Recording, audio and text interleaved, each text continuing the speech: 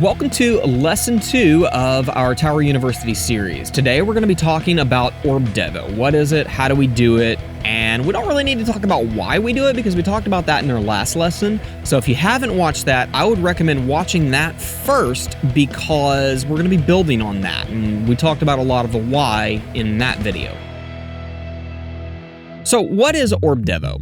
And this is going to be a pretty big video probably because Orb Devo is a pretty big topic and it covers a pretty broad size of gameplay, really from kind of early game, like tier 2-ish, all the way up to, I was still doing Orb Devo in tier 12. And some things I want to talk about today are how we do it, the cards that you want to do, the ultimate weapon considerations, and modules, important labs, things like that. And I also want to talk a little bit about some tournament considerations, because that's a really hard thing for a lot of players. And I was able to Orb Devo for a very long time without respeccing my workshop for tournaments. And occasionally I would try a respec just to test it, see if it was actually beneficial to me and if I could beat my previous score. And it really never really made a difference. I want to say maybe once or twice out of the probably dozen times I tried respeccing for tournaments, I actually got an improved score. Like we talked about in our previous video, pretty much all of Devo involves reducing certain stats in your workshop.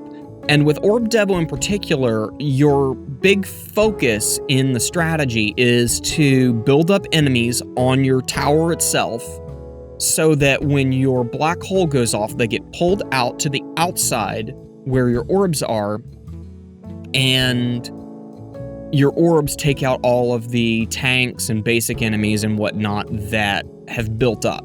And the really important thing there are tanks. So there's a lot of different things you can do to build up tanks. I don't think there's a set cap on tanks specifically, but there is an enemy cap. So you want as many of those enemies to be tanks preferably, or at least range and fast and things like that. You don't want as many basic enemies. And there's things you can do about that and different ways you can handle it. Let's start off by talking about some of the requirements for being able to Orb Devo. We'll start straight off with our ultimate weapons. So I'll jump over to mine, and mine are pretty advanced for most players that are going to be starting with Orb Devo, so it doesn't really matter if your stuff is as good as mine is.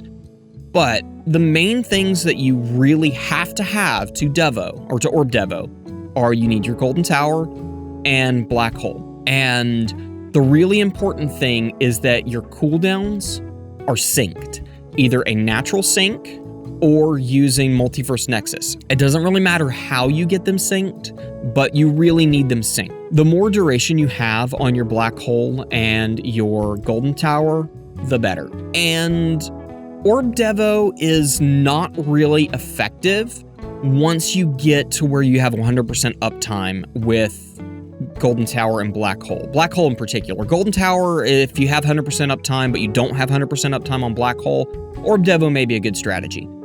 But once you get to where you have either 100% uptime on black hole or close to it, you're probably better off going to an orbless Devo strategy. And we'll talk about that in another video, in another lesson. But those two are the real important ones. Spotlight is always good to have for more damage and coin bonuses, but it's not required. Also, Death Wave can also help give you more coins, more cells if you're getting cells, and so that's really good to have as well. Everything else does not matter, and you're going to want to turn it off.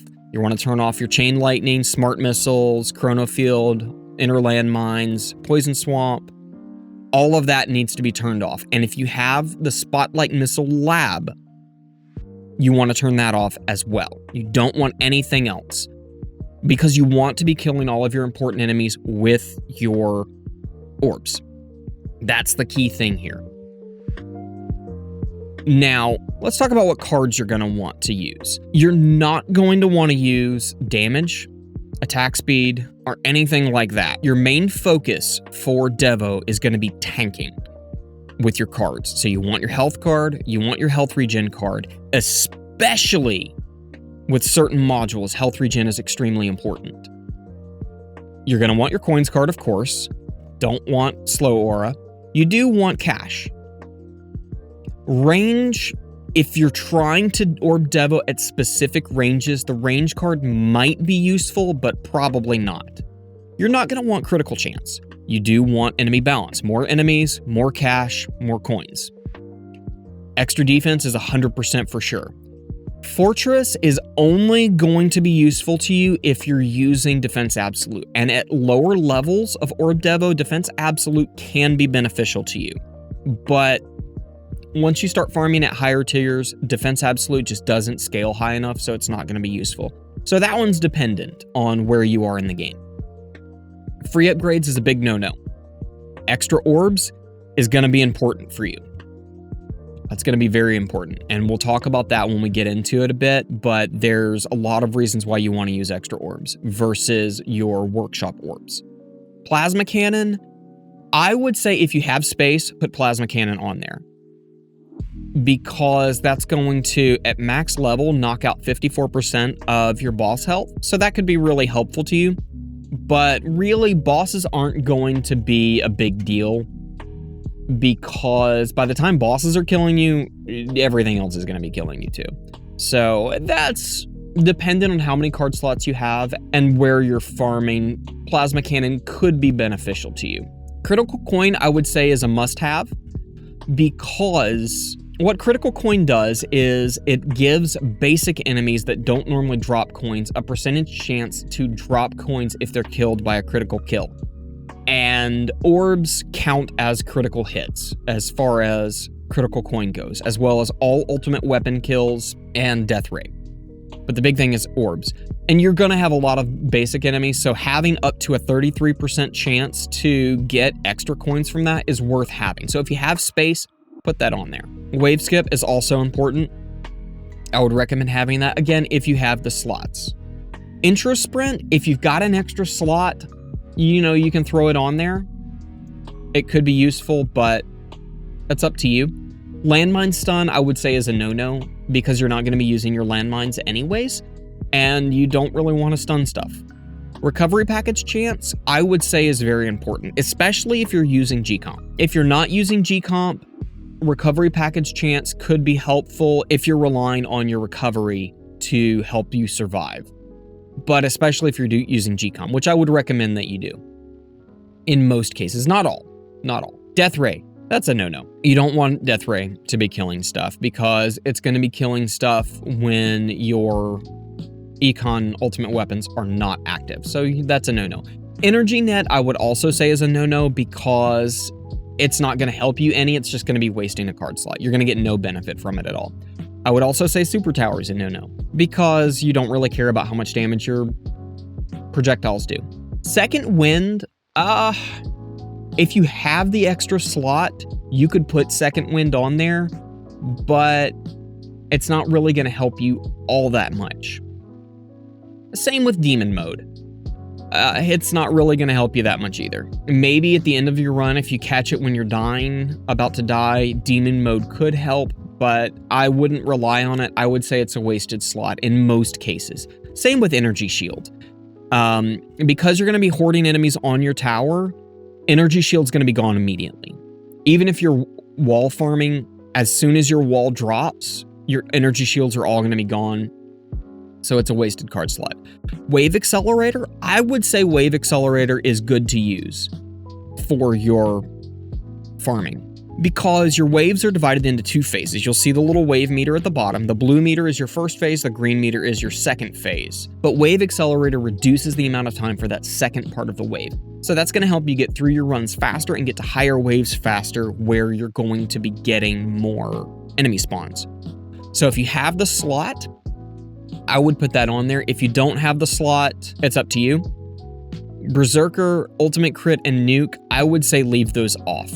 Nuke's not going to really help you any. Ultimate Crit's not going to help you any, because that's only effective for ultimate weapons, and a lot of early game players aren't going to have that anyways. Berserker builds up your base damage, and it is going to increase your damage for ultimate weapons, but because we really don't care about damage, I would say leave that off. So, In my mind, to really be able to do Orb Devo effectively, you need a minimum of 9 card slots. Well, if you're not using Wave Skip and Recovery Package Chance and Wave Accelerator, you could get away with 7. And even 6 if you aren't going to use Critical Coin. But these are your main cards that you really want to go with. And I think getting 7 card slots is pretty easy for most players. My beginner account that I just recently started, I'm still farming in Tier 1. I have already unlocked 8 card slots in that. And the 9th one's only 750 gems. So that's really not that bad to get up to 8 card slots. So I would say at least 8 card slots is important for being able to Orb Devo effectively. Now let's talk about our modules. You've got a lot of options depending on where you are in the game. My main recommendation with cannons, it really doesn't matter because you're not really caring about damage. The only things I wouldn't do is death penalty because it's going to insta-kill up to 15% of enemies outside of where you want them to die. So I would avoid death penalty. And same with Amplifying Strike. Because it's going to increase your base damage, I would not go with Amplifying Strike. Otherwise, it doesn't really matter. In fact, honestly, if you wanted, you could run without a cannon. I would say don't, but it doesn't really matter that much. Now, for your generator, this is important. And depending on the level is going to depend on which one you're going to want to use. Now, in general, my recommendation is going to be GComp because that's going to increase your uptime for your Golden Tower and your Black Hole. So GComp, I think, is very good for that because at all levels, it's going to reduce that time for every package chance. So that would be my primary recommendation. And then as far as what you put on it, really the only 2 requirements are coins per kill and package chance, especially package chance, because every time you get a package, your GComp's going to go off. So that is super, super, super, super important. Beyond that, it doesn't really matter. I would avoid all of your free upgrades because that's going to mess up your Devo. Beyond that, though, you can put whatever you want. If you don't have your wall and you're relying on your recovery, max recovery is worth putting on there, I think. It's not a massive amount, but it's worth putting on there. And then if you have enemy level skips, attack level skip is good to put on there as well. I would put that on there. Health, it does not matter. I wouldn't bother with that if you're doing an Orb Devo. It's more effective later on in the game. But the main thing is don't put your free ups. The other things you can use for your generators, I would not use Project Funding because that's going to increase your damage, increase your kills, so you don't really care about that. I would not use Black Hole Digester because that relies on free ups to get your coin bonuses, and that just isn't going to help you at all. Now, Singularity Harness, on the other hand, can be really good if you can get your Golden Bot synced with your cooldown for Black Hole and Golden Tower. And there is a Reddit thread discussing this that I'm going to link down below that I would highly recommend looking at before you start pumping a lot into your cooldown and your cooldown labs for your Golden Bot, because it's very easy to shoot yourself in the foot pretty bad with this one when you get close to maxing it out. But there is a chart that shows an ideal upgrade path. It takes a lot of work and a lot of investment to do this, but it is worth it. If you can do that, this is going to give you a big increase in size of your Golden Bot and can give you a big increase in coins because of it. So I would experiment between Singularity Harness and GComp to see which one you're actually getting better coin results on and go with the one that works for you.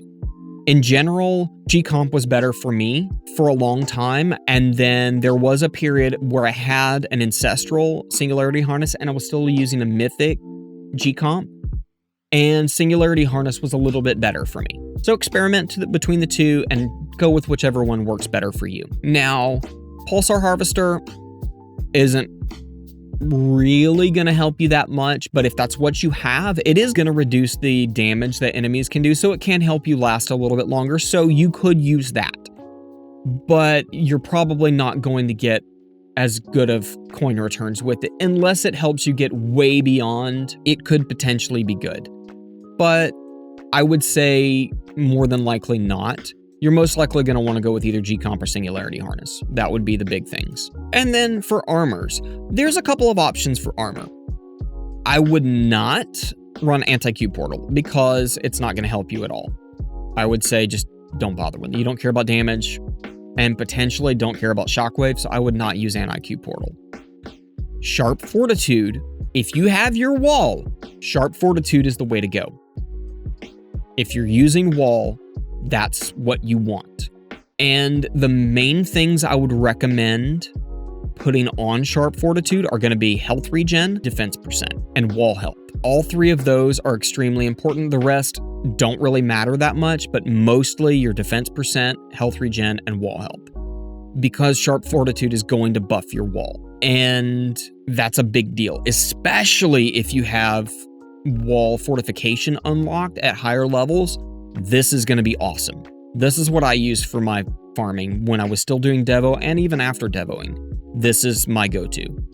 If you don't have Sharp Fortitude, my second pick would be Wormhole Redirector. If you don't have wall, Wormhole Redirector is going to be your go-to because it allows you to regen your recovery with your health regen. So that's going to be really helpful to you. So my main picks on this would be health regen, especially, and then your defense. That's your main focuses that you want on that. Defense, health regen, and potentially wall health if you have your wall. But like I said, Sharp Fortitude is better. So go with that if you have wall. If you don't have wall or you don't have a lot of investment into your wall, Wormhole Redirector is going to outperform it. As far as the others go, Negative Mass Projector could potentially be good. I would say it's better more in the long run if you're doing Blender or if you are switching to Blender at the later part of your run. Negative Mass Projector could be beneficial because it is going to reduce the enemy damage and speed. So that's kind of a toss-up. It's up to you if you're going to use that. I would say the other ones are better though. Now let's talk about our core. I would say the only core that is actually really going to help you with Orb Devo is Primordial Collapse if you have it, because even at the lowest level, that's going to give you 50% damage reduction and an extra black hole, which is going to give you a lot more coverage and let you expand your range, which could be beneficial to you depending on where you are. So Primordial Collapse I think is very good. Unless you have a good Multiverse Nexus, I would say Primordial Collapse would be your best option. Your other option is going to be Multiverse Nexus if you have it to Mythic or higher, or you have a big variation in your cooldowns for your Golden Tower and Black Hole. Because at Epic, plus 20 seconds, unless there's above a 20-second difference between them, Epic is going to hurt you. Same with Legendary, but it goes down. At Mythic, it's only a second, so you could potentially, with Mythic, drop your cooldown on your Black Hole and get a lot more uptime as a whole with fewer stones. So once you get to Mythic, that's a potential strategy. That's actually what I did once I got an Ancestral Multiverse Nexus. I dumped all of my stones into my Black Hole cooldown, and then I brought down the others as stones allowed. So that's a valid strategy with Multiverse Nexus. But at Epic and Legendary, it's usually not worth it to use it yet. Now, for Primordial Collapse, really the only things that I think are going to be beneficial to you as far as your stats go, Deathwave quantity, if you have Deathwave and you're using it, could be helpful. And then duration on your Golden Tower or your Black Hole, or maybe your Black Hole size. But your durations are going to be your big benefits there. As far as all the damage stuff, I would say that's going to be a negative and hurt you more than help you. Now, on Multiverse Nexus, it's a different story. On Multiverse Nexus, your main focuses are going to be your cooldown for Deathwave and your cooldown for Golden Tower, because those are big drops in your cooldowns. And because you're still going to be activating at the same time, those are going to be very important. Secondary to those, I would say, is your Golden Tower duration. Maybe your bonus, but it's not a big bonus, so, that's kind of a... Deathwave quantity is going to be really good for your cells. and spotlight angle could be beneficial at later levels if you have more spotlight. Harmony conductor, I would say, is going to be useless for you. Same with magnetic hook and ohm chip. I would say those are all useless. So that's really the gist of it for your modules. And those are my recommendations and what I would go with. As far as labs go, there's a few that are really important. Some are nice to have, some that I would make sure you don't really do. Now, just as a quick caveat, in case you don't know, shockwave size and range, you can adjust those values once you've leveled them up. So if you've leveled them up to where they're hurting you, you can lower those back to default. So that's a very important thing to know. So just a little tidbit. Our most important labs are going to be your black hole coin bonus. I would say that is prio 1 for Orb Devo, because the whole thing you're talking about with Orb Devo is stacking your black hole and your golden tower bonuses. So that is a big jump. I would say that's your most important, as well as extra black hole. Getting that second black hole and then the third with primordial collapse, those two are going to give you a lot more coverage with your black hole. So that's very important. So those two, huge. Now, once you get into levels where you're starting to get protectors, that's where your black hole damage comes into play, because that's going to help you kill protectors. Once you get to the point where you've got your protectors coming and you have your black hole damage lab maxed out, this duration becomes a lot more important. Once you get it to where you can have 25 seconds of uptime on your black hole with the perk, if need be, that way you can kill your protectors in 2 activations of black hole. That's really important because protectors are going to hurt your coins tremendously. So having that is very important in conjunction with your black hole damage. Those are really good. The other important labs that I would say are requirements are in your cards. If I can find it. There it is. I would say your extra orb lab is very important, because that's going to give you more orbs for your extra orbs. And I'll explain when we get into it why your extra orbs are important. There's a couple of different reasons depending on where you're at. Extra orbs is the way you want to go though, not workshop orbs. And then your extra orb adjuster, I would say, is really important depending on what range you're farming at. If you're farming at a lower range, which my personal recommendation is you do, but it's not required. There are reasons to farm at higher ranges that can be beneficial as well. But extra orb adjuster could be beneficial because you can bring your extra orbs in tighter if you need to, if you're using a lower range. So I would say that was an important one as well, but mostly your extra orbs. Now, labs that I would say are good to have. The number one in that I would say is going to be your perks lab. Unlocking perks is super important. Waves required for perks is, not a big deal. Auto perk, I would not use auto perk with Orb Devo unless you have a lot invested into band perks. But that lab is really long, and it's not super expensive, but it's long. And then with your perks, your standard perk bonus and your improved trade-off are going to help you a lot, but I wouldn't necessarily say those are requirements, but they are nice to haves. First perk choice, I would say, is very important because you want to be able to have your perk wave reduction be your first perk every time, hands down. I would say that's important to have. If you have perks, go with that. That's important. Beyond that, having extra quantity is nice. And then having your bonuses is good. Wave required is not that big of a deal when you have your perk wave reduction perks. After that, I would say orb speed could be good because that's going to mean your orb's going to be moving faster. You're going to kill stuff faster when your black hole's going off. But at the same time, you're going to kill a little bit more stuff that's going through.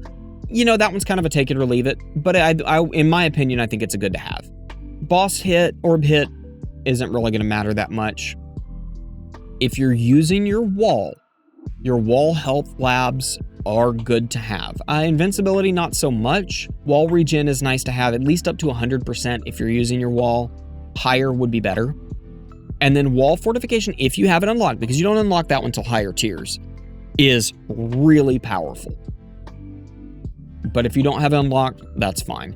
Wall rebuild, once your wall drops, you're going to die, so I don't think that really matters until later game. Now, another nice to have is going to be your target priority. In general, target priority is going to be whatever your closest is, but having your target priority max might help you, probably isn't really going to make a big difference. The main thing is you want to chew up the basics, so that can be helpful. If you have higher uptime and lower cooldowns on your black hole, disabling ranged enemies might be helpful to you. Another nice to have would be your coins per kill bonus. This one is always a good to have. I wouldn't say it's a permalab until it's done. I did for a long time, but that's going to increase your number of coins, so I would say that's good to have. Package after boss is very good, whether you're relying on your recovery or if you're using GComp, very good. And then if you're using GComp, I would say this is a must-have, but only if you're using GComp. That extra 4% is going to be good to have more packages drop. Your Golden Tower duration, I think, is an important one to have for this because that's going to give you up to 20 seconds and that's a long lab. So that's a good one to have. Beyond that, your bonus is a little bit. Other nice to haves are going to be your Death Wave coin bonus. If you've got Death Wave, that's going to be handy because once your Death Wave is active, it doesn't actually have to be killed by your Death Wave, and it doesn't have to actually be killed by an Effect Wave. Any enemy on the screen, when your Effect Waves go off, gets marked for that bonus. So that could be a good bonus if you have your Death Wave. Spotlight coin bonus, I would say that is a nice to have, but not really super important for Orb Devo, unless you have a lot of Spotlight coverage. And really, if you have that much Spotlight coverage, you probably are going to be at a level where you're going to want to use a different strategy anyways, like maybe an Orbless Devo. For Orb Devo, I would say Spotlight coin bonus isn't really going to help you that much compared to other things. I would say that's very low priority. I would say Garlic Thorns can be a nice to have if you're getting to the point where you're dying to vampires and you're using some thorns. Garlic Thorns could be nice to have. So Garlic Thorns is based on your thorn damage, so if you're not putting in anything into thorns, that's not going to help you at all, but there are some good reasons to use low-level thorns, so it's worth having. Alright, so in your workshop, there's a lot of things here that need to be talked about. Our single most important thing in our workshop, though, is nothing in free-ups at all. That's just going to kill your Devo. As far as the rest of the utility tab goes, put as much as is reasonable into your cash bonus and your coins per kill, really more coins per kill. And then if you are using GComp or relying on your recovery, package chance, max recovery, and recovery amount are good to have. If you're relying on your wall and you're not using GComp, if you've got the extra coins, you can put it in there, but I wouldn't say those are required unless you're using recovery packages as your means of survival. They're very important then. Or if you're using GComp. GComp package chances must have. And then as far as your enemy level skips, if you have those unlocked, health level skip is not going to help you at all. Don't bother with it. Attack level skip, though, is just going to mean you're going to survive longer. So that's good to have. If you do have these unlocked, the more cash you can get and dump it all into your attack level skips, the better. Now, as far as your health goes, the things that you mainly want to focus on are right here. And I would say your biggest priority there is going to be defense percent, health, and potentially health regen. If you're using wall or wormhole redirector, health regen is king. Defense percent is very important. Now, something that I didn't talk about in our labs, but I do want to mention here. If you have an ancestral armor module and you get that ancestral defense percent perk in your lab, defense percent level 23 in combination with the ancestral stat plus the perks for defense percent will get you to 98% defense percent. It's actually half or slightly above that, but 98% is the cap. So that is really, really powerful because that reduces the enemy's damage to 2% of its total damage. That's massive. So keep that in mind. If you're farming at a higher level and you have ancestral mods, go for that You don't need to go higher than that once you get Ancestral. If you want to go higher than that, that will allow you to get that 98% cap without having an Ancestral substat and without having your standard perk bonus maxed. So keep that in mind. So defense percent is a must-have. And then health and health regen are must-haves as well. Lifesteal, if you are at an earlier stage and you're not relying on wall or recovery package yet, lifesteal is important because lifesteal refills your health meter based on how much damage you do. Lifesteal can keep you alive. It's not an end-all be-all, but it can help tremendously. Thorns is going to be dependent on how you're farming. Using low-level thorns will help you chew up basics, and eventually using garlic thorns will help you get rid of vampires if they become a problem to you. So that one's kind of a, play it by ear on that one. I would say maybe a 4 or 5% would probably be a good place to start. By the time I devoed, I didn't really use thorns much until later in the run, but it can potentially be good. Now keep in mind, if you're using your wall, thorns only affect your wall if you have wall thorns unlocked. And then it's a percentage of whatever your thorn damage is. And also another caveat for thorn substats on your modules and thorn relics, those only apply if you actually have anything in your thorns. If the level is 0, it's 0. Now, knockback chance, keep that at 0. That's you don't want any knockback chance. Orb speed, put that where you want. Higher levels probably better. I would say the higher the better, but if you don't have the coins to max it out, it's not going to kill you by not having it maxed out. But I would say higher is better. Now, workshop orbs, keep that at 0. And the reason being is your workshop orbs are going to be outside your tower range. So you have no control over those. If you're farming max range, they're still going to be outside. If you're farming max range with extra orbs, they're inside your tower range, and they're going to be where your black hole is. But only if you're farming at max range.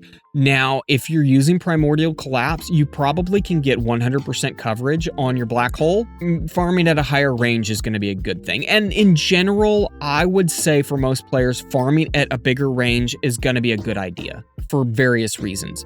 Unless your black hole is so small, and I don't remember how small your black hole can be, but if you're farming at max range and you have very low range on your black hole, it may not pick up everything that's sitting on your tower. So keep that in mind. You may want to adjust your range based on that. When I devoed at minimum range. We'll talk about that and show some more examples once we get into gameplay. Shockwave size and frequency.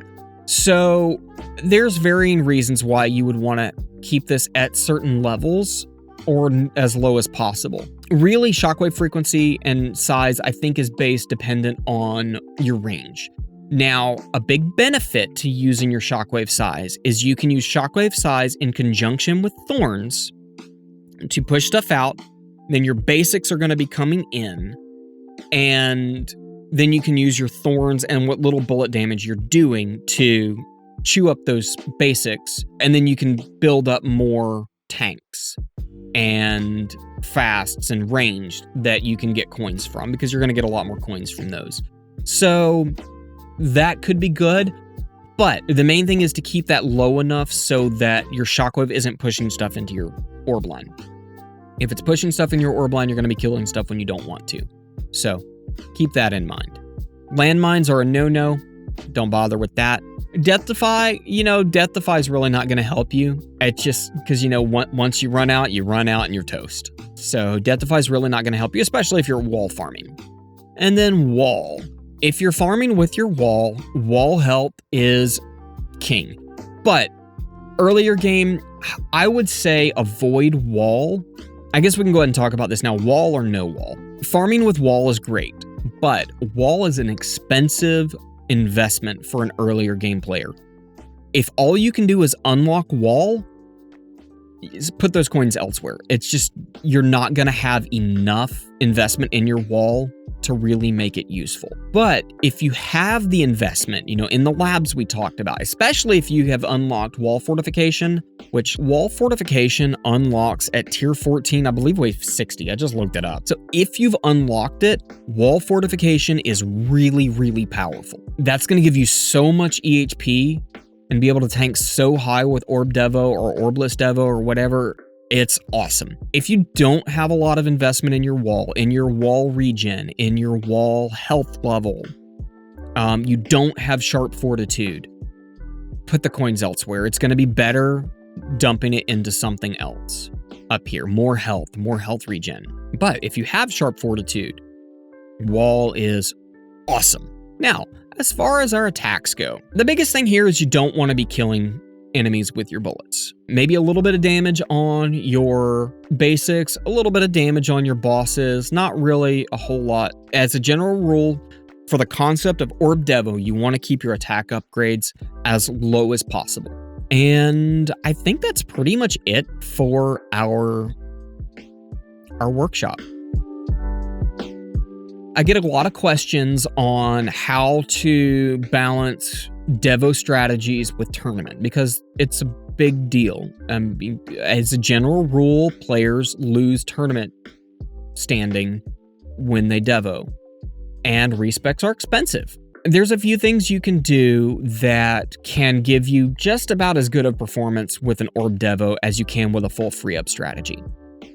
Now, if you keep your crit chance as low as possible, you can put a lot into damage and nothing into crit chance, because in mission, it's really relatively easy to max out your crit chance. So if you put everything into crit factor and damage and keep your crit chance low, that's going to help tremendously in your tournaments. The other things that I would say, if you've got the coins to do it, go ahead and max out your multi-shot target, rapid fire duration, bounce shot target. Those are going to be huge. And then as far as your super crit chance and super crit multi, those are expensive to max out for a lot of players, but they don't matter if you have nothing in crit chance. So if you have those unlocked, that's a lot of coins that you can preemptively put coins into if you have them that can help you in tournaments. As far as bounce shot range goes, you can go ahead and put as much as you want into that. The main thing is that you don't put anything into your attack speed and then your chances. That's your main things. And really, depending on how much damage you're doing, you can probably get away with putting a little bit into there and then mostly just worry about maxing those things out in your tournaments. And then as far as attack range goes, that's going to be dependent on how you're doing your farming. It's going to be preference where your attack range is. But the big thing is when you're doing your farming, you don't want chance and you don't want attack speed. And you don't want too much damage. Even if you're killing everything in the first, couple hundred waves, you're not really getting that many coins that early in anyways because of the spawn cap. So find a balance of how high you can push your damage to not have to put more into that in your tournaments. That's going to be big. And then when you do your tournaments, throw on your free up card and then start pushing your stuff here. Those are my biggest pieces of advice for your tournaments. Because EHP is still really good in tournaments below Legends, what you have invested in your EHP tab is going to be able to tank your tournament enemies long enough for you to get your damage up. So by the time you get to where it really matters, you've built up enough and you've been able to tank enough that you should be able to go pretty far. And in general, if you're doing an EHP strategy, you're going to where you get one shot by bosses anyways. So the massive investment into your damage isn't really going to help you that much. Your main goal is to just tank as much as you can. So that would be my best advice for tournaments. And we're not really talking about tournament builds right now, but, play with it. Try respecking. If respecking gets you an extra couple hundred waves, do that if you want. I personally did not find it helpful. I just kept my Devo all the time and I did EHP tanking. And then, I did this even in Legends. When I first got into Legends, I was still not. I almost never respec. Sometimes if I was, just a few waves from another tier up, I would respec, and more often than not, I really wouldn't get enough waves to really matter. That's my opinion on it. Other players disagree with me. I know a lot of players that respec every tournament.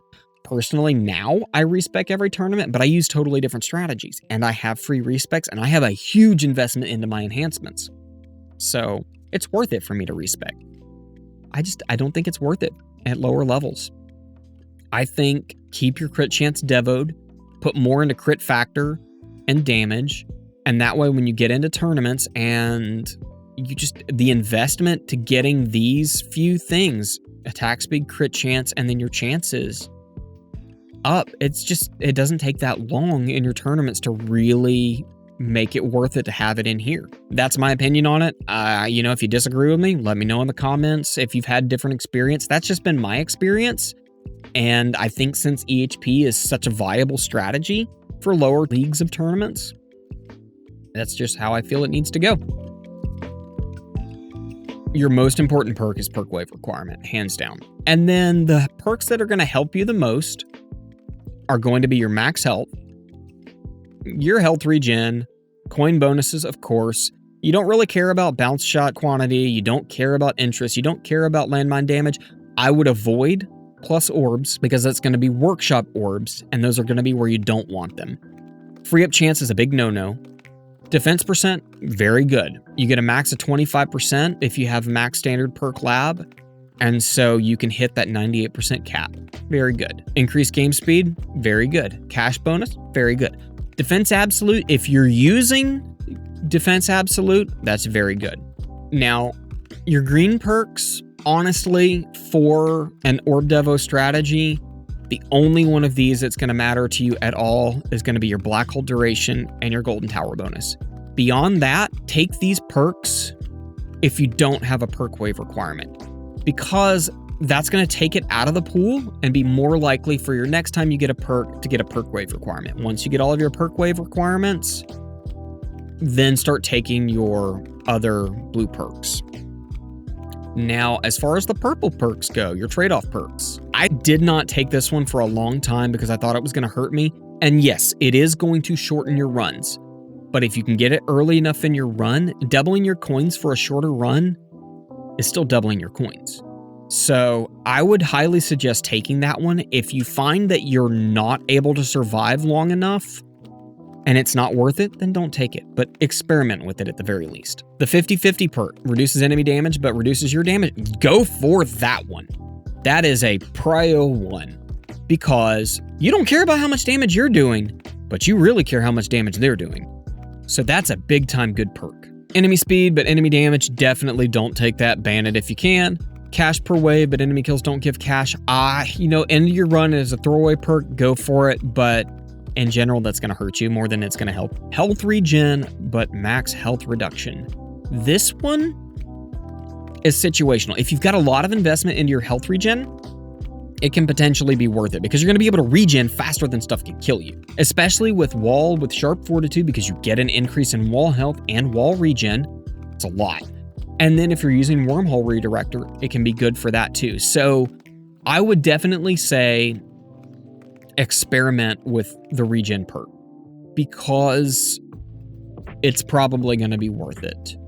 If you don't have a lot of investment into your regen and you're not using wall or Wormhole Redirector, it's going to hurt you more than it's going to help you. But overall, it's very good. The boss health perk, doesn't matter. Doesn't affect you one way or another for Orb Devo.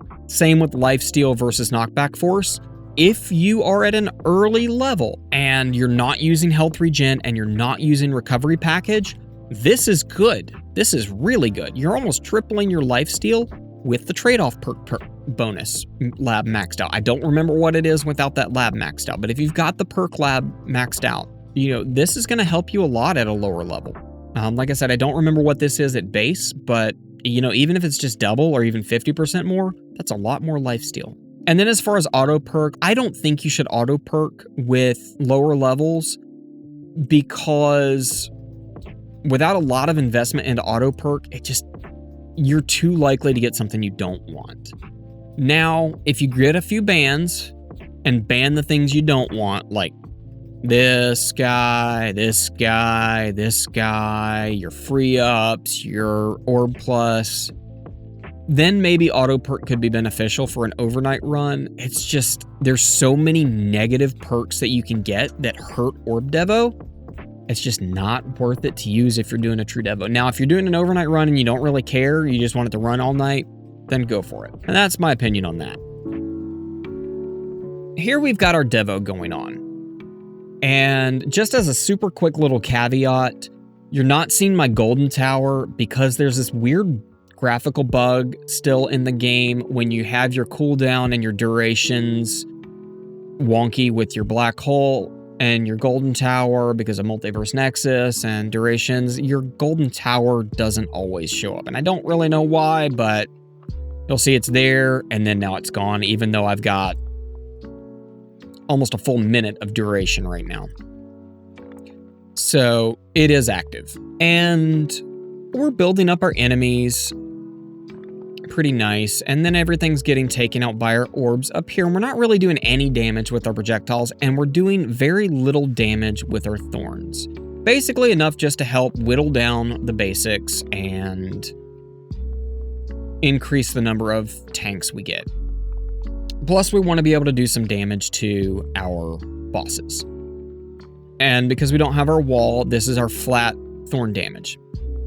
Now, something that you want to think about that we talked about very briefly is your shockwave. So I'm going to go ahead and max out our frequency. Something you'll notice about shockwave, when it pushes out, our basics kind of push in front of our tanks.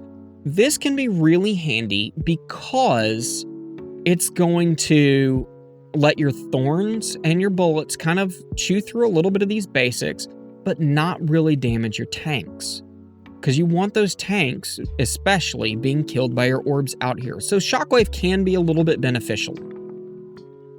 And for no wall, your basic shockwave size is just fine. That's going to do just fine. You maybe add a little bit to it. That might be too much. The main thing is you don't want that shockwave to push stuff all the way out to your orb line. If it's pushing it out to your orb line, stuff's going to be getting killed when you don't want it to. And here we have that protector. You see, saw it died.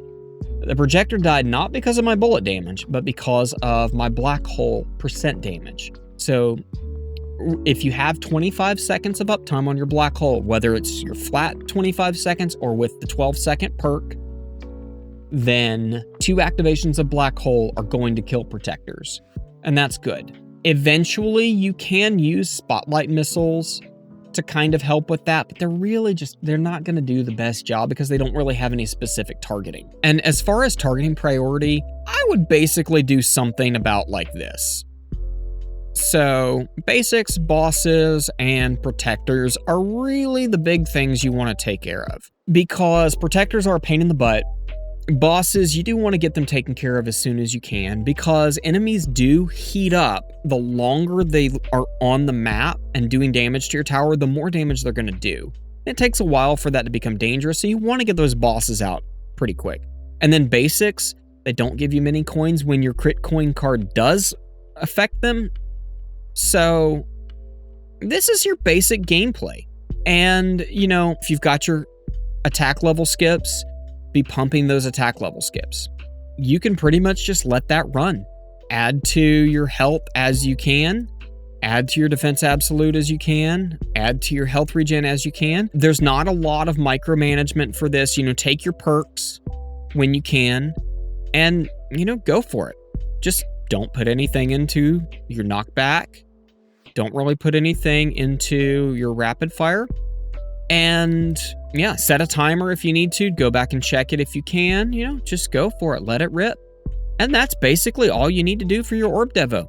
Now, if you want to, as the run progresses, let's say you get to the point where you know about what wave that you're going to die, and you want to switch to a blender style setup.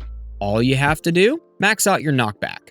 and max out your shockwave and your orbs. This is about what you're going to get. Now you're in a full blender setup. You're going to want to get more attack speed. You're going to want to get more multi-shot, more rapid fire, more bounce shot. And quite frankly, a little bit more damage. Once you get to that blender, you want to be able to kill those bosses. But that's kind of how you're going to run it. I don't really know what else to say about it. You know, we talked about a lot of stuff outside of our example, and then we went to a blender. Yeah, that's kind of it. The big thing is you just, with your actual Orb Devo, before you switch to blender, you just want to be doing a low enough amount of damage and crit chance that you're not killing your tanks. That's pretty much it. So here I'm going to show a quick example using our Wormhole Redirector mod, which is really powerful because it lets us health regen percentage of packet chance. At Epic, it's not that great. It's only 25%, but that's 25% that you get for pretty easy. And then 100% at Ancestral. So as you can see, that's building up. And I've still got things pretty tanky for where we're at as far as the tier goes. So I might be a little overkill on tankiness, but I wanted to be able to just show you without having to struggle through it. So we've got our health regen filling this up. I'm going to put some more into that. And it's just going to keep slowly going up as it runs. And then the more I can tank of their damage, the better. You know, this is just extra health. So Wormhole Redirector, good deal. Now, again, like I said before, adjust your range to what works for you. Ideally, this is really good because unless you have really, really low black hole range, you're going to get really good results. You know what? I have an idea. We're going to simulate something. So here's where you run into a problem with too much range and not enough black hole size. Even using Primordial Collapse, we're still too far out to be able to grab stuff. So what we do to fix that is our shockwave size. So let's just go up just a little bit. So let's go up 5. You may have to bring your range in just a little bit, maybe to like 60 meters, but you don't want your range to be so big that enemies can stay on your tower and your black hole can't grab them. That's a problem. So the only other thing I want to show here is going to be with our wall. So let's unlock the wall. All right, so we've got our basic build. Here we go. Got stuff coming in, sitting on our wall. There we go. We're doing 21,000 damage, but my regen is still high enough that stuff can't really damage me. Now, here's where you're going to have a little bit more trouble fine-tuning your shockwave to get the right. Yeah, it should be good right there. So maybe 1.1 might be a good size. You just want enough that it's pushing your stuff off so that your basics can get in front of your tanks. And again, we're relying on our wall to do our tanking, and with our thorns for chewing through those. Remember, when you're doing wall, your wall does not have thorns unless you have a wall thorns lab, and then it's dependent on how much your percentage is. So right now, I think I've got about 10% on my wall thorns. Let's see. There we go, 15. So I have 14% on my wall thorns. So I'm only doing about 1.5% damage. So you're not doing a whole lot. You can go pretty high on your thorns and you're using wall thorns. And we just want to be able to take out those bosses. It's probably still too much. So really, we can probably just max out our thorns in this case. There we go. That'll help take care of our bosses. It's not really a whole lot more to say in the examples. We talked about everything.